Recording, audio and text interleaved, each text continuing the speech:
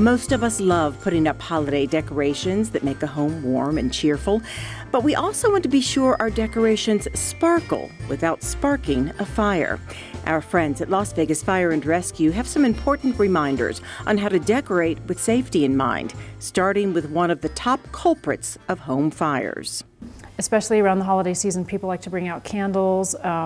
And candles can be extremely dangerous. People don't pay attention to them. You never leave a room with them. You need to extinguish them before you leave, but you can't put anything close to them. So if you're going to leave the room or go to bed, you need to smother your candle. Try and buy a candle that has a lid. This is the best way. It just burns itself, it smothers itself out. Melanie Denon says flameless battery-operated lights look just as inviting without being a fire hazard. She also suggests buying decorations that are flame-resistant, like this wreath. The packaging usually lets you know if it's flame-retardant or resistant. Here are some tips for trees, starting with fresh-cut trees. First of all, make sure they are fresh. If needles fall off easily, it's drying out before you even get it home. Have them cut the bottom and make it really fresh so that way it continues to soak up water. So you need to water your tree every day. Make sure there's plenty of water in it. Do not, put it next to any heat sources, fireplaces, radiators. You want to keep it away from your heater vents too. They can dry it out and heat it up if it's right up against if you have a really tall tree. When it comes to lighting your tree, real or artificial, check string lights to make sure the cords are not damaged.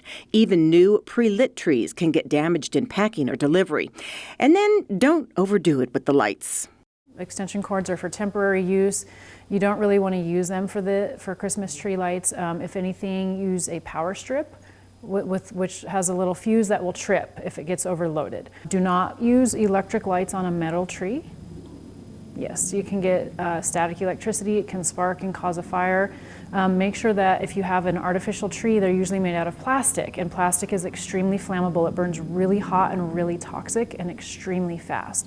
So if you're going to get an artificial tree, make sure that it's fire resistant. You can also purchase a spray to put on it that helps increase the fire resistance of the tree. And always unplug your tree when you're not going to be around it.